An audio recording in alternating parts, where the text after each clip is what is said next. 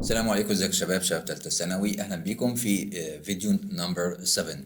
الفيديو المره دي برضو خاص بيونت 1 وخاص بالفوكاب. والسكشن هنا اللي عندنا المره دي زي ما احنا شايفين phrasal verbs. ايه هي الفريزال verbs؟ هي افعال followed by some prepositions. وطبعا عارفين لما بيجي بعد الverbs او بعض الverbs بيجي بعديها prepositions بتغير في المعنى. هو ان شاء الله السيشن ديت بشكل عام سهله، لان الفريزال فيربس هنا الحمد لله في يونت 1 سهله جدا يعني. نبدا بسم الله. نسمع اول واحده هي agree with، نسمعها برضو. agree with. dig out معناها يستخرج او ينقب. dig out. ها. leave out. leave out يستبعد او يسكت او يبعد. find out. find out. هي معناها يكتشف او يعرف او يعلم، حاجه زي كده حسب الكونتكست اللي هو هيبقى فيه. plan to. plan to معناها يخطط. طيب نشوف كده زي ما احنا متعودين دايما بنشوف اي كلمات جديده او فوكاب جديد لازم نشوفها جوه الكونتكست. agree with اللي احنا شفناه من شويه، زي هنا I agree with your proposal to host the dig out. يعني dig out معناه يحفر ويخرج حاجه لبره، عشان كده بيسمى ايه dig out. It took hours to dig out the buried treasure from the sand. buried treasure اللي هو الكنز المدفون. يعني استغرق ايه هنا it took معناه استغرقت ساعات to dig out the buried treasure from the sand. leave out. Please leave out the onions from the salad. I am allergic to them. I am allergic to them. يعني ايه allergic؟ اللي هي معناها عندي حساسية ليه. يعني هو مش عايز البصل في السلطة لأنه عنده حساسية بيها. نسمع الكلمة دي برضو، الكلمة دي مهمة. allergic. نسمعها تاني. allergic. معناها عنده حساسية تجاه شيء معين. allergic. طيب find out. I need to find out what time the train departs. طبعا depart معناها يغادر. هنا بيقول I need to find out. احنا كتبنا هناك العربي بمعنى يكتشف. هنا طبعا المعنى المناسب هنقول ايه؟ يعرف. يبقى I need to find out what time the train departs. عايز اعرف ميعاد مغادرة القطار. plan to. طبعا plan to يخطط ليه. we plan to visit the national park next weekend. اوكي. طيب المجموعة اللي بعديها نسمع travel past. travel past. past يعني يمر. احنا طبعا عارفين past معنى ماضي، لكن هنا معناه يمر بحاجة. بي يعني. وهنا travel احنا عارفين معنى يسافر. طب هنا مش معنى يسافر، معناها يمر. يبقى travel ليها معاني كتير. sum up. sum up. يلخص. trap in. trap in. يحتجز فيه في prison مثلا، في سجن يعني. encourage to. encourage to. pass through. or pass through. refer to. refer to. wait for. wait for. اوكي. نشوف context او examples. as I travel past. هنا طبعا عندنا travel past. as I travel past the old house memories flood my mind. يعني وانا بعدي على بيتي القديم مثلا memories يعني ذكريات flood my mind يعني تدفقت على تذكرتها يعني في عقلي. sum up معنى يلخص. can you please sum up the main points of the meeting for those who miss it. يعني ممكن تلخص لي او تلخص المين بوينتس هي النقاط الرئيسيه of the meeting للاجتماع for those who missed it اللي هم ما حضروش. trap in بمعنى يحبس فيه. the detective اللي هو المحقق managed to تقرر trap the criminal in prison. هو يحبس المجرم يعني او يسجن المجرم. criminal معناها مجرم و prison معناها سجن. encourage to. encourage to معناه يشجع على. parents اللي هم الوالدين should encourage their children. لازم هم يشجعوا children أطفالهم لإيه؟ to pursue. pursue بمعنى متابعة their passions and dreams. passions معناها اللي هي الشغف والحاجات اللي بيحبوها يعني and dreams يعني يحاولوا يحققوا أحلامهم والحاجات اللي بيحبوها. نسمع الكلمة دي برضو مهمة. متابعة. pursue. تاني. pursue. pursue. pursue. اوكي. refer to. قلنا refer to معناها طبعا refer احنا عارفين برضو ليها معنى تاني يشير الى او يحيل الى. when you have a medical question لما يكون عندك مسألة طبية او مشكلة طبية. هنا question مش معنى سؤال يعني، لكن مشكلة أو استفسار طبي أو مشكلة طبية it's best to refer to a qualified doctor. كلمة qualified من الكلمات المهمة جدا. qualified معناها مؤهل. يعني إيه؟ يعني عنده qualifications اللي هي المؤهلات بشكل عام والسكيلز والمهارات بتاعته سواء كانت كورسز أو شهادة جامعية أو اوكي. هنا بقى when you have a medical question it's best to refer to. هنا refer to يعني ايه؟ يعني معناها ترجع لمين؟ to a qualified doctor، لدكتور مؤهل او عنده مؤهلات عالية. wait for معناها ينتظر. I will wait for you at the park يعني هنتظرك at the park entrance يعني عند بوابة البارك. كلمة entrance معناها بوابة. don't take too long يعني ما تتأخرش. بس كده يا شباب خلصت الفرازا فيربس. طبعا السيشن دي الحمد لله بسيطة وسهلة. نبدأ بقى ايه check your understanding. نحاول نشوف احنا فاهمين ولا لا. I agree Mr. Ahmed but I cannot accept his plan to improve the company. ها agree to about with for. برافو عليكم. ها with. تمام. While looking for my keys I found that there were some important documents under the desk. يعني وانا عمال ابحث وادور على my keys I found that there found احنا قلنا found out. وهنا مرة لقينا found out بمعنى مكتوب معنى يكتشف ومرة بمعنى يعرف وهنا بمعنى يجد حاجة زي كده I found out. Okay that there were some important documents معنى وثائق under the desk.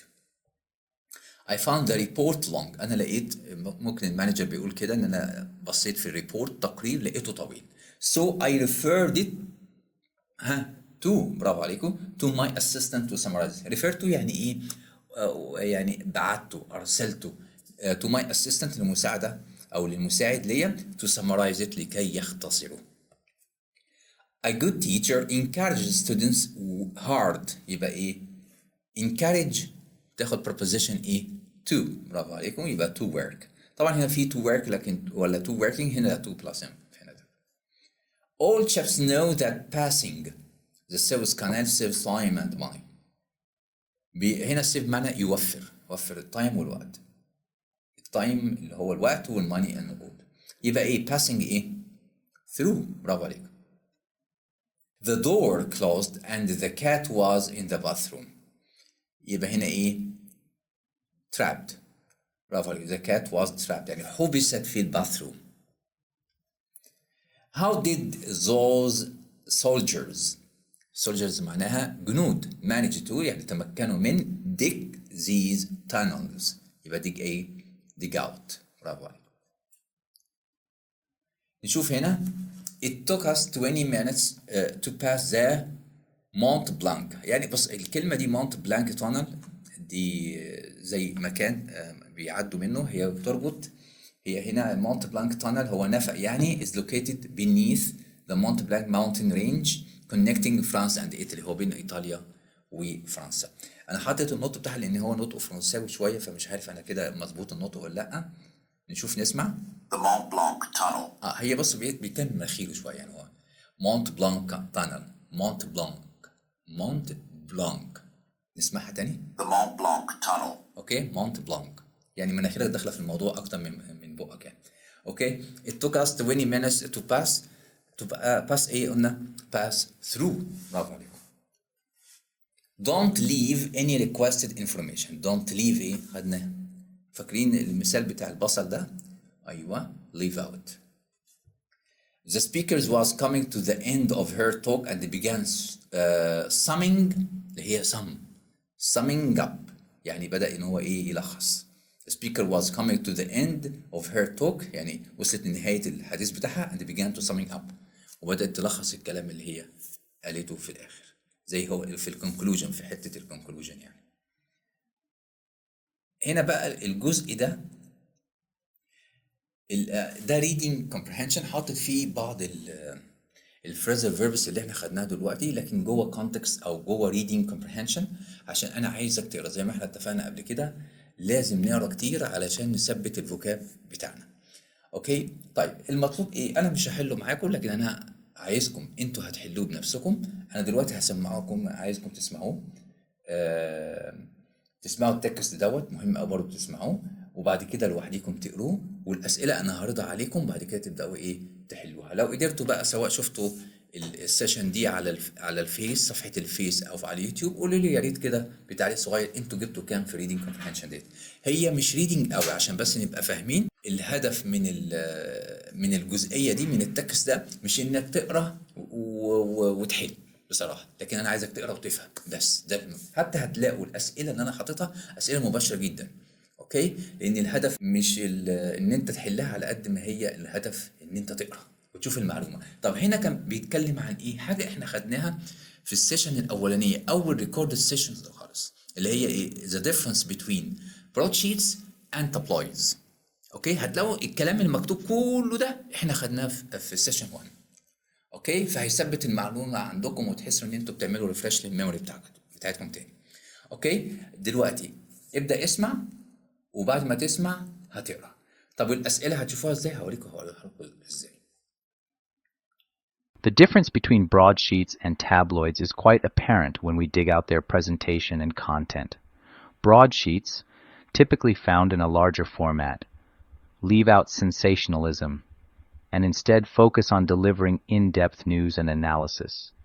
They find out the facts and present them in a comprehensive manner, making them a preferred choice for readers seeking detailed information. On the other hand, tabloids plan to captivate readers with eye-catching headlines and travel past the traditional boundaries of journalism, often featuring celebrity gossip and sensational stories. To sum up, broadsheets trap readers in the realm of serious reporting, encouraging them to stay informed and think critically, while tabloids refer to a more casual approach that can attract a wider audience who may not necessarily wait for the whole picture. كل المعلومات، كل الداتا الموجوده هنا كلها احنا خدناها في سيشن 1.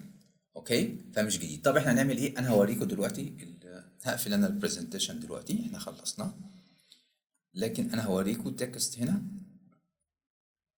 اهو. ده التكست اللي هو الريدنج اللي انتوا سمعتوها دلوقتي، عايزكم تقروها او تاخدوا سكرين شوت ليها وتعملوا سكرين شوت للاسئله وحلوها. بس يا ريت انا عايز التركيز مش على حل الاسئله، التركيز على قرايه التكست وفهم التكست. اوكي، طيب نشوف كده. هو ده التكست ودي الاسئله.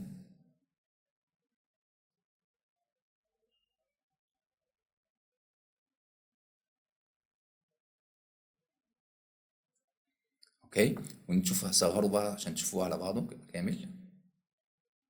هو كده كامل، تقدروا تشوفوه كله. عايزكم تاخدوا سكرين شوت ليه وتبداوا ايه تحلوه وحطوا درجتكم.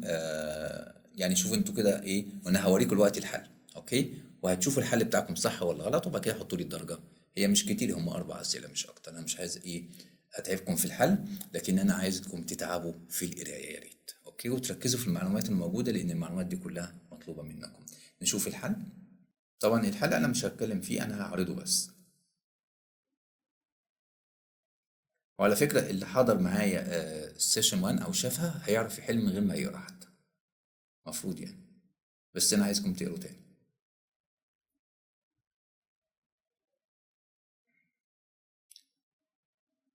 هو هنا 5 أسئلة، لأن أنا شلت سؤال يعني في التكست نفسه.